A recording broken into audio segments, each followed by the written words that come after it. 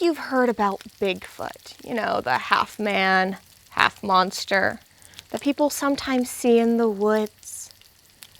Well, Indiana actually has something kind of like it.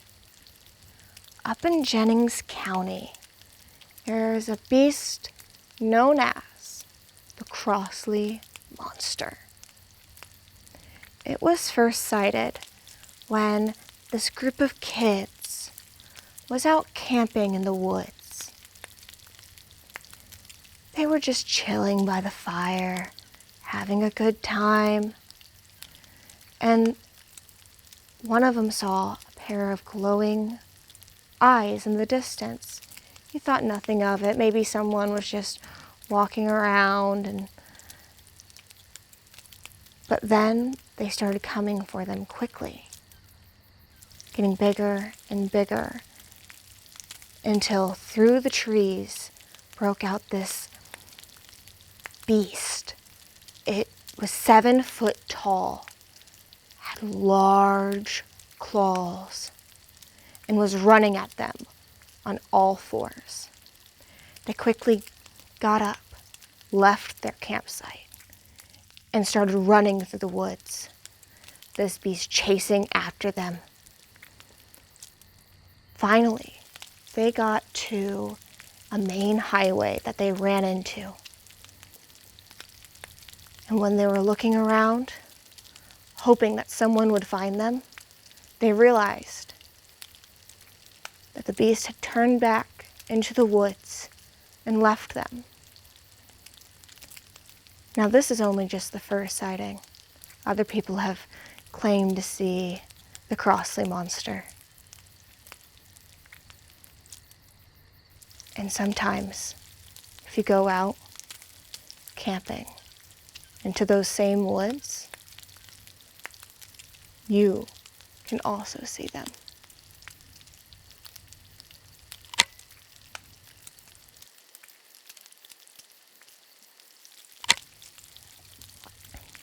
Did you know, down near Evansville, Indiana, there is the Ohio River that runs just alongside it. And you can see Kentucky from the other side. It's pretty cool. A lot of people like to go swimming in the Ohio River. Except now, there is something a lot of people are worried about when they go in. Because one time, there was a lady who was swimming in the river. It was a beautiful day out.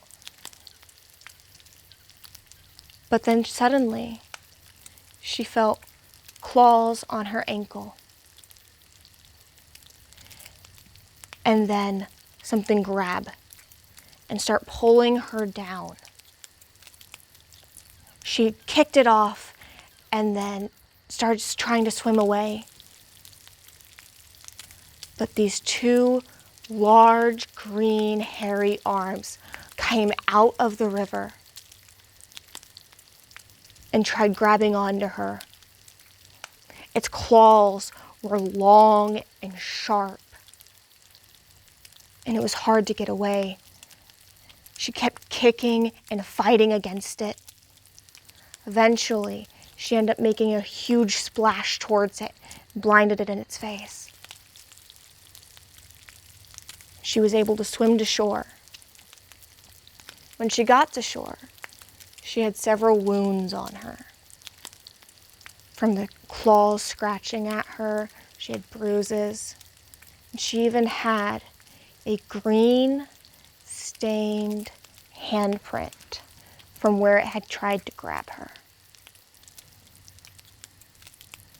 And now, every once in a while, down near Evansville, you will hear stories of someone else getting attacked or someone going missing in the Ohio River.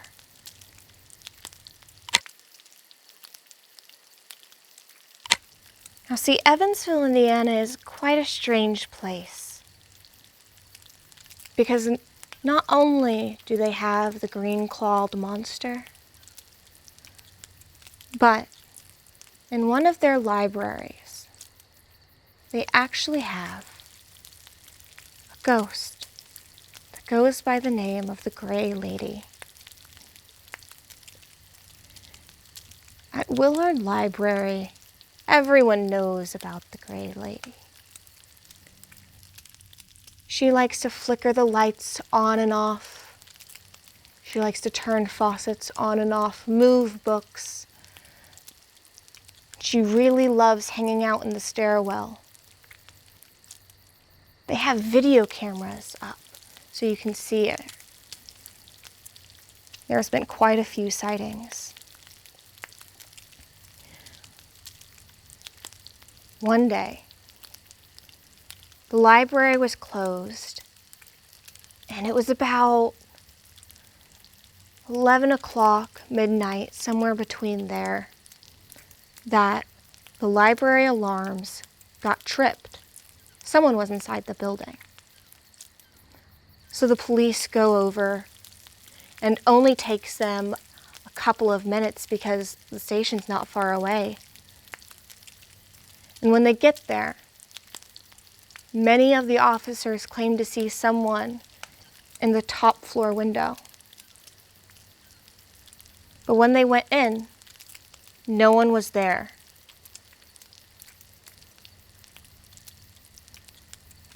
Most people believe that the Gray Lady had tripped the alarms. And sometimes, if you go in there and you're just hanging out, reading some books, or even just going up to go use the computers, you will see a ghostly figure walking around. Don't worry, it's just the lady in gray.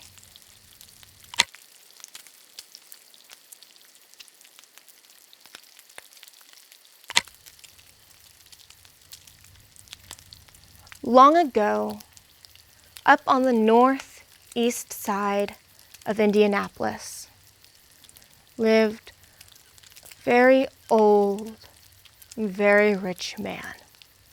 He had this huge house in the middle of this woods.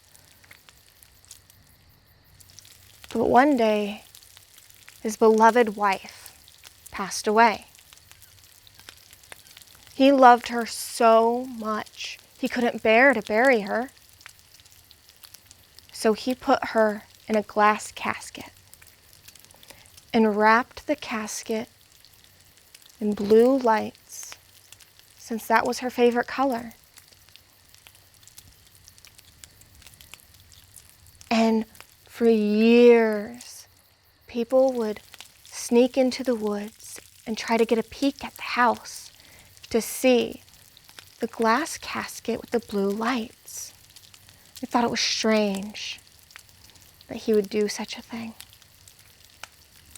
But then he passed away too. And they tore down the house that he used to live in.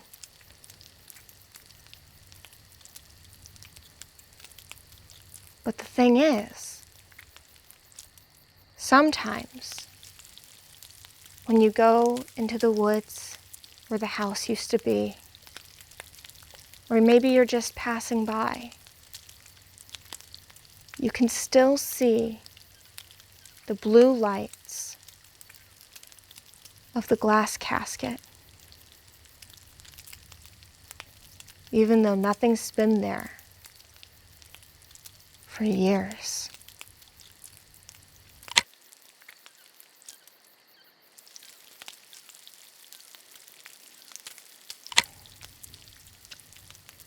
Long ago, in a small village, there was a doctor. And one night, there was a banging on his door.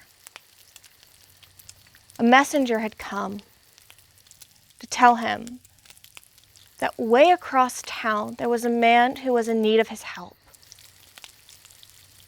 The man was dying. So the doctor grabbed his stuff,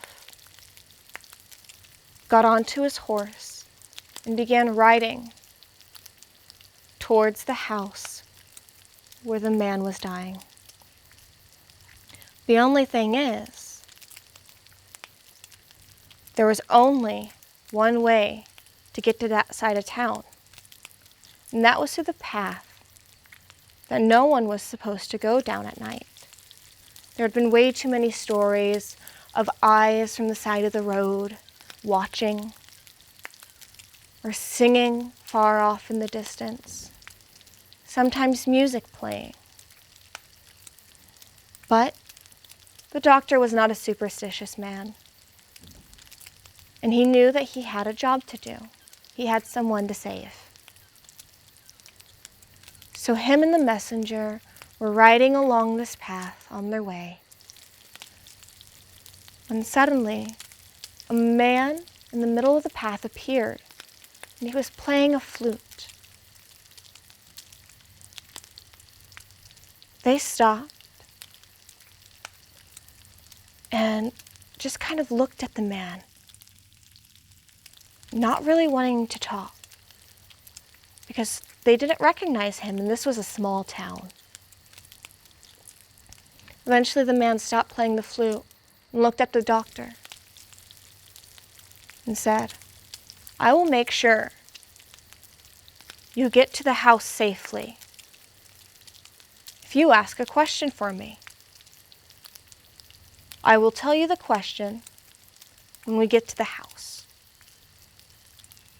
The doctor, just wanting to get to the man to save him, said, "Okay, sure, of course," because it was just a question. What harm could it be? So they went riding again, and the man just walked casually behind them, playing the flute, somehow able to stay caught up with them, even though they were on horseback. When they got to the house, the doctor got off the horse and looked at the man. He said, "What was the question you wanted me to ask?"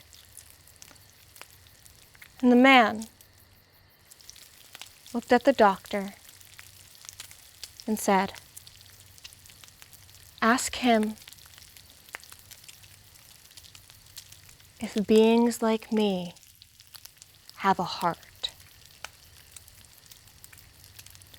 The doctor was taken aback by the question and tried to shake it off. It must have been some sort of inside joke, or maybe just the man was strange and it didn't matter. He would ask the question anyway and it'll be okay. So the doctor went in to treat the man, and it didn't look like he was going to make it. So he called for the family to say their goodbyes. He had almost left the house when he remembered he didn't ask the question. So he went back in, leaned down next to the dying man's ear, not wanting to be embarrassed in front of the family for asking such an odd question. And the dying man reached out and grabbed the doctor's shoulder and looked at him, face going white with fear. And he said, "No, no, they do not." The doctor was now shaking. This was such a strange interaction for him, but it must have been some code for something, right? So he went back out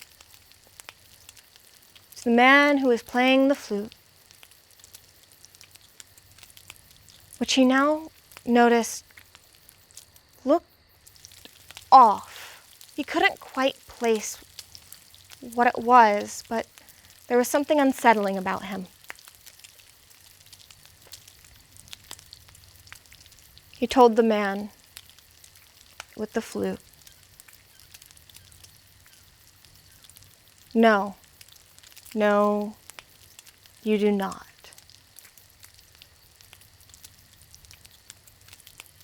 Then, the man with the flute gave him an unsettling smile and said, "Well, I guess we'll have to take yours."